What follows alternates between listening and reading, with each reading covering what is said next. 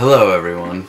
After my little YouTube break and whatnot, I've returned, and why not start it back up with getting prepared for the Cherry Festival for this year of 2016. As you guys know, I do religiously, pun intended, is every last day of Cherry Festival, these Christian extremists from the Grand Rapids area that follow by and adhere to the rules and what have you of the Westboro Baptist Church. They come every single year. Every year, you can depend on it, to the Cherry Festival grounds, Grandview Parkway. Sometimes they deviate to the Clinch Park area where I caught them before. I guess it really just depends on the time, but it's always like a good hour or two before the finale of the fireworks that these guys will most likely be right next to the Cherry Festival grounds, right across, before you go to the open space. Anyways, I am going to present each profiled character as such. I have practically profiled them over the years of watching them and videoing them and so on and so forth. Just being around these guys since 2013, since I started doing this, has given me a great idea and good profiling of who they are and so forth. So let's get started.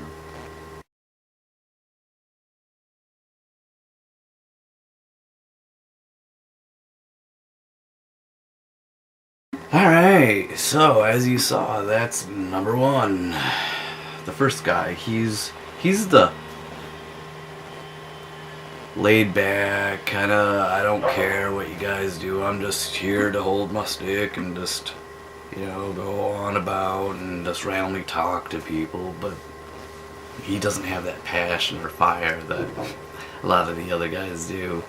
So he's just kind of there and doing what he needs to do, or that he's being forced to do, or whatever their deal is over there. But he's the relaxed, more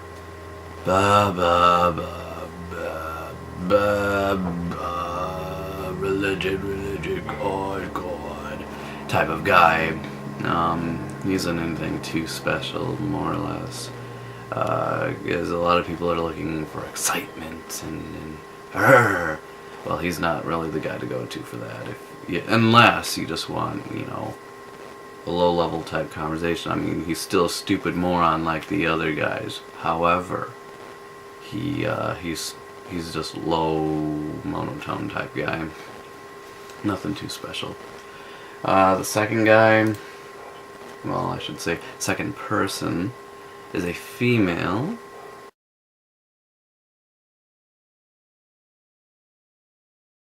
She's the wife to one of them. I'm not exactly sure yet, but she's usually hanging around with the guy. I'm assuming that's going to be who it was. He's usually lingering in the background. They're kind of close usually, but nonetheless, she's the wife of one of them. And she tries to allure you in with her soft speaking voice and her gentle approach.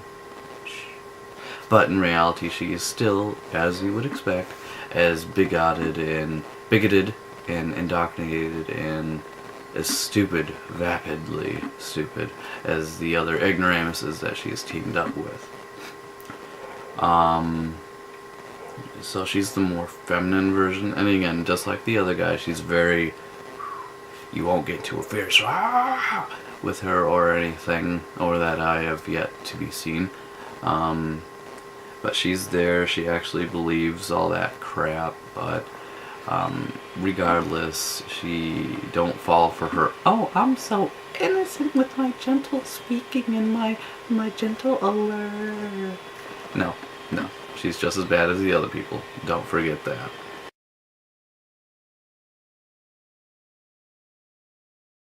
Number 3. As you could tell by the picture, He is a big old boy. But he is one of my very favorites. He is your typical Southern Bible Belt fat Christian guy. You know, he's old, he's fat, and he's got that Southern accent. I'll tell you what. Oh yeah, reminds me of King of the Hill. Anyways, he's one of my favorites. I like to call him the storyteller. As such, he's that type of guy that rather go on a tangent story than actually answer your questions and actually talk about what he's supposed to. Instead, this Southern man goes on telling stories like he's talking to his grandchildren or something, which I don't mind. Maybe that's why he's one of my favorites. But he's still, as all the others are, ignorant, indoctrinated, full of the ignoramuses. Nonetheless, if you want to hear a good Southern story, you should go to number 3, for he is a jolly old fella, I'll tell you what. However, he is still as stupid as all the others, for he is there for seeming reasons of self-righteousness, I'll tell you what. Yes, indeed. But he is a little bit more passionate than the others, mind you. But he still doesn't get too intense, I suppose. But he'll talk to you like one of his grandparents.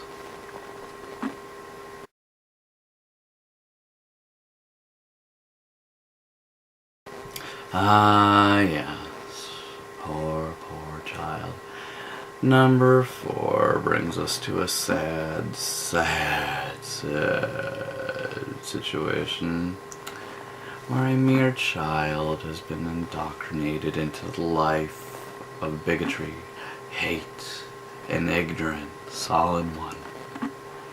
It's a vicious cycle of ignorance creates hate, and hate creates ignorance. I mean, what a horrible cycle to be brought up in. From the day she was born, she obviously was born right into it, like shot out of the vagina, right into that church of theirs. And of course, as you would imagine, her mother is like, you know, dead arm close next to her type deal. I like to fuck with her every now and then, you know, just go like, with my camera, you know, be like, hey, I see you. And then the mother gets all, it's all funny as shit, but it's all in good and well, though. It's not like I'll do anything, but I just like fucking with that mother because she deserves to be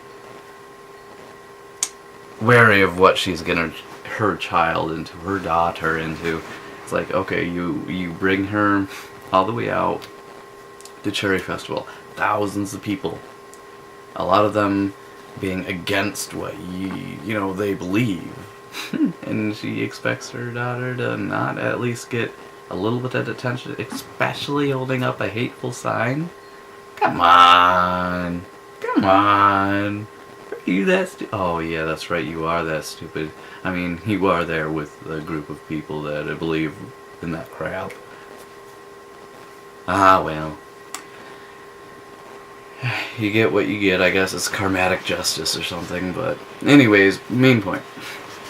These two are the in the background type people.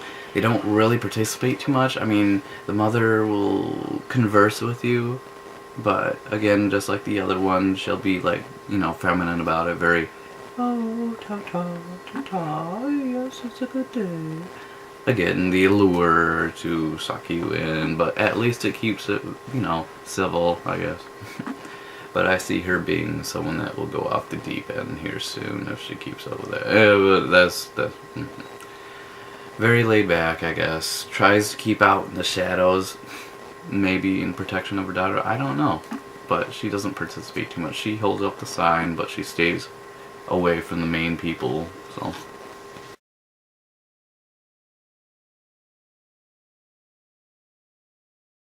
Ah, number 5.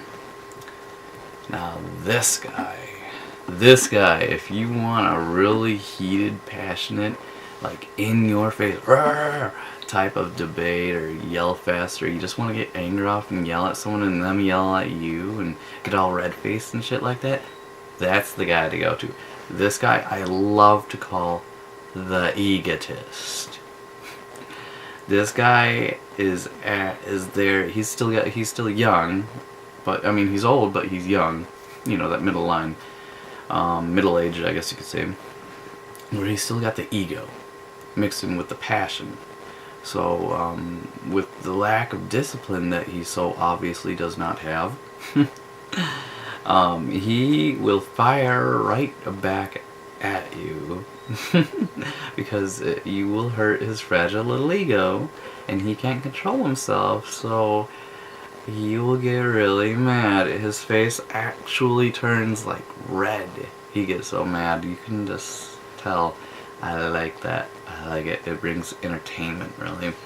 So if I had to pick anyone out just to fuck with them and piss them off, just for my entertainment, that would be a guy to do it with, because he is by far the easiest to tick. You know, tick right off. So if you just want to fuck with someone, go to him. His ego and lack of self-discipline just gets him in the yell fests of the whole Cherry Festival event. Trust me on that. I've been doing this in 2013, and he's been the same way. He's gotten belligerent with so many people. Even the people who are calm, relaxed, and civil, he'll get all red-faced. So, he's the most entertaining out of all of them, really. I mean, because a lot of people just go there probably just to fuck with him, because it's so easy to manipulate into yelling and shit like that. But, I mean, your prerogative, I suppose.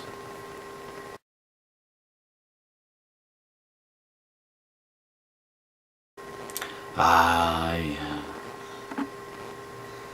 Number 6. Ah, this guy, though. I like to call him the cult leader. I mean, the religious leader. I mean, the pastor? Anyways, the leader of the group, of the organizer? Yeah, there we go. Yeah, the organizer of the whole event, I guess you could say. He's the guy that is like the pack leader of this religious cult, or whatever the hell they are. Because without him, they don't have any leaderships, you know. So I can tell he's the alpha of the group, and he and his son go there, and he leads the way from Clinch Park to the Cherry Festival, and so on and so forth. So it's quite easy to tell that he's definitely the leader. Maybe not the higher up, but he's like the leader of that particular group there, or at least the pastor, or something of the sort. But nonetheless, he is definitely the more unabashed, unshamed type of person when it comes to this. He's kind of hard to piss off, so he doesn't bring too much, but he does get passionate about it, so there is some entertainment value to him, and that's why I like to record him, because he's so unabashedly, unshamedly bigoted and ignorant, and just says the most outlandish things, so much so that I'm just shocked that he can wipe his own ass, you know, type deal. But hey, it's all good, you know, whatever, you bring in entertainment to me. So if you're looking to piss someone off but not have a yell fest, he would be the guy to go to, because he's easily ticked off, but he actually has discipline to him, surprisingly enough, so he won't freak out like the Egotist will, but he'll get really passionate, and he'll talk over you. That's his thing. He will interrupt you. So I guess if you let that happen, that's up to you, but he's a topic changer. He can't stay on topic worth a damn. If you watch my videos, you would understand what I mean. He'll switch topics just like a switching bait. type thing to throw you off. I don't know. But he will interrupt you. He will change the topic. He will talk about things that have nothing to do with what you said or asked, i.e. avoiding the question. And he'll just say things to piss you off. Yeah, a lot of the time that I've been around this guy, he's trolling others. He even went and talked about Tupac. Tupac? Who? What? You're not there to talk about Tupac, man. You're just there to piss people off saying Tupac's dead or Tupac's alive or whatever the fuck. Seriously? Oh, well. Anyways, so yeah, that's him.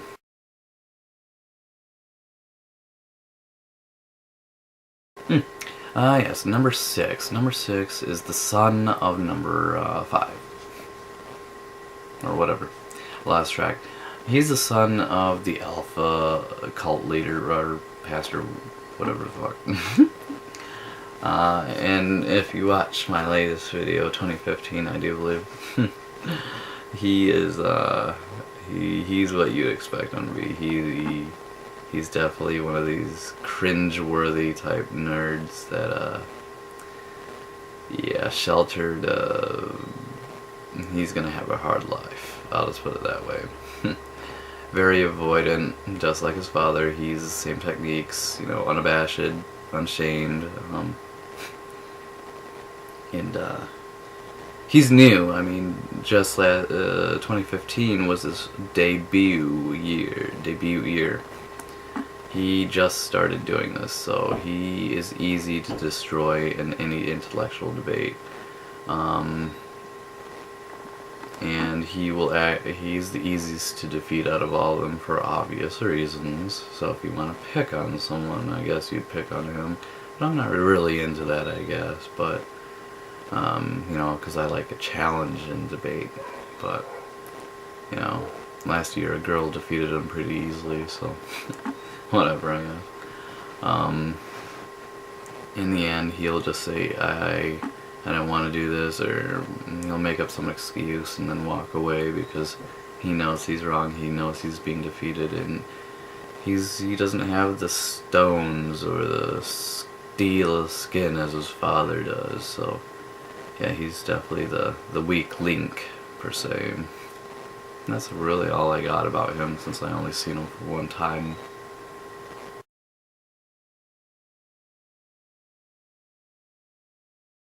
Oh, yes. Now this guy is like there. I mean, he's just there.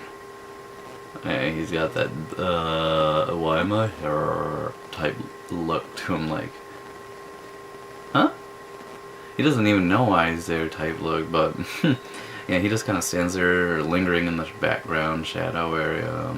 I guess you can consult with him, but he doesn't really do much. He just kind of follows the alpha leader dude and, you know, kind of like a butt buddy or something, like a lost puppy. He isn't anything too special. Haven't seen much out of him, so he's just a follower, nothing more.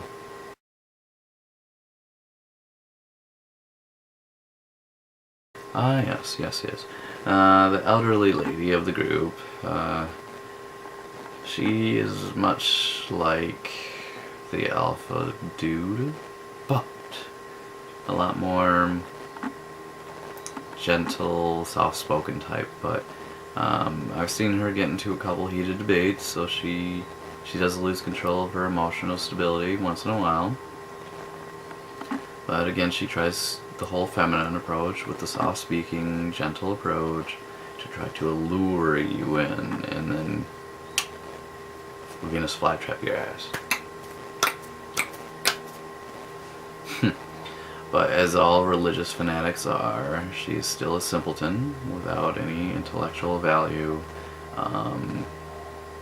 So basically, you know, she's being usually too nice, usually, too nice for you to really get belligerent with her, but outright she's still ignorant, stupid, bigoted, and indoctrinated like the others.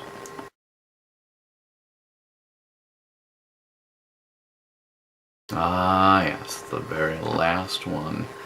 Now this fellow here, he's like, I think the higher up, like the church owner or some sort of higher up for sure. He's got that whole grandpa look to him. I mean, I didn't, the picture wasn't very good because I didn't get a good angle of him or anything. But he's definitely like the higher up. So, he is another egotist, but to a lower rate than the egotist.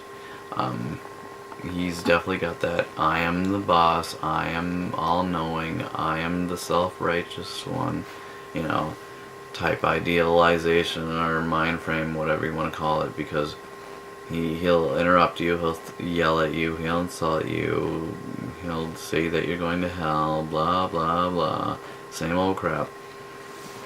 So he's another one to easily infuriate and get to a passionate type deal with. But like you would expect to be interrupted, expect for him to switch topics, expect him to talk about stuff that you have no idea why he's talking about it, because it has nothing to do with what you just asked. So yeah, that's really all, because I've only seen him like a couple times. I guess he's just busy being a bigot somewhere else or something, but he's definitely the head honcho type guy or something, but regardless, he's another easy to piss off type guy. So that's really all about them, I guess. But here's a fun few things.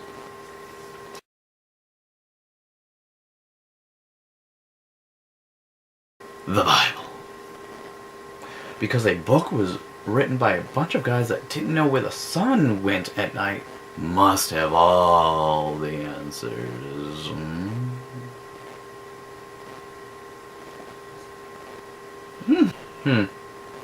Christians keep saying that God of the New Testament is completely different than the God of the Old. They seem to forget that they're not realizing what an absurd argument that is. If you knew of a man who was a serial murderer who committed genocides, demanded child sacrifices, and crushed entire cities, would you suddenly start trusting him when he suggests crucifying his own son to make up for it?